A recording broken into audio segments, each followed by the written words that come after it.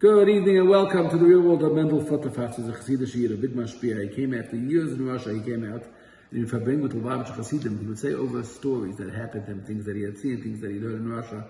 He didn't always explain it to them. The Chassidim themselves understood the message of the story. So Mendel said over a story about a klezmer, about a band that was playing at a simcha, one of the shtetl over there. And the way it worked is there was a band leader who put together a band, and he took street kids. He took youth from the street who had nothing to eat and nowhere to sleep. And he took them, he made them part of the band, and they traveled from city to city, from town to town, wherever they had gigs, wherever they had events. And they played together. They were a traveling band.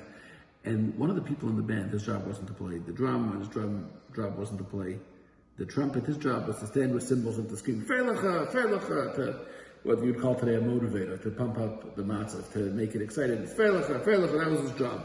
One night they were doing the chasna, this band, and it wasn't a great crowd, and the music wasn't going, and maybe the weather wasn't cooperating, whatever the reason is, the vibe wasn't there. And the guy, this young man whose job it was to scream Freilacha, looked very drowsy. They had been traveling the whole night, and as the chasna went on, he got more and more tired, and at one point, while the music was playing and people were dancing, he completely nodded off, he fell asleep.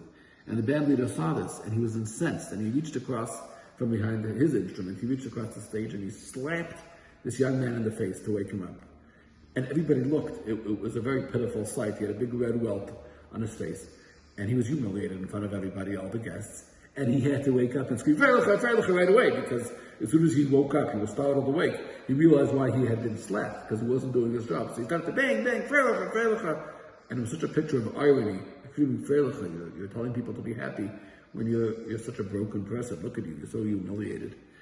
That was the story that Mendel Futterfatz said over. So my friend, Rabbi Yisroel Besser, buy his book, rabashkinstory.com, Chizuk, Ahavas Yisrael, Emun and Bitachon, life. It will put you in the right frame of mind going into the Yemei Adin. Rabbi Yisroel told me over that the Chassidim understood the Mendel story very differently.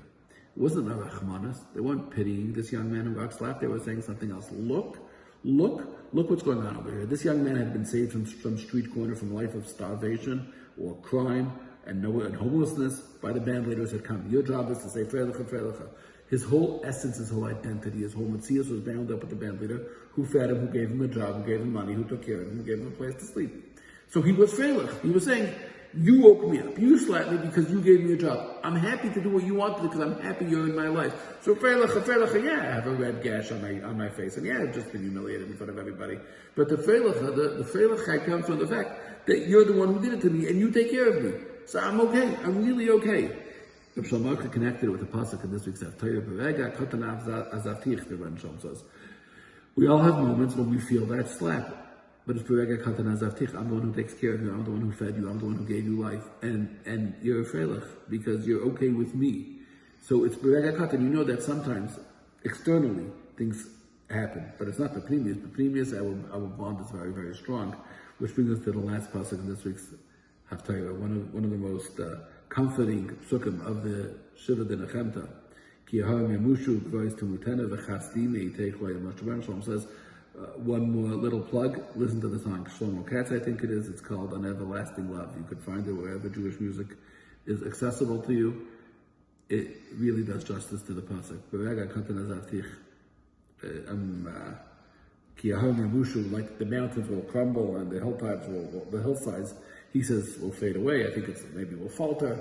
The chazdi, the Rebbeinu chasadim meitech from Klai Yisrael lo'yamash. The Rishonim over there, the Metzudas Radak, point out that, you know what, this year we really get it. Even mountains can crumble. The things we believe in, the structures that we put such faith in, if it's parentis, and if it's a building and a structural code and structural engineers, everything falls apart. Everything really has no kiyum anymore. We see that again. You can't trust anything. But v'chasti, my chasadim, when you take lo'yamash, that's something you can take to the bank. That's solid. That's something you're going to walk on safely because it's safe and it's strong. V'chasdi me'itech lo'yamash. Berega katan, the rough times, they go away.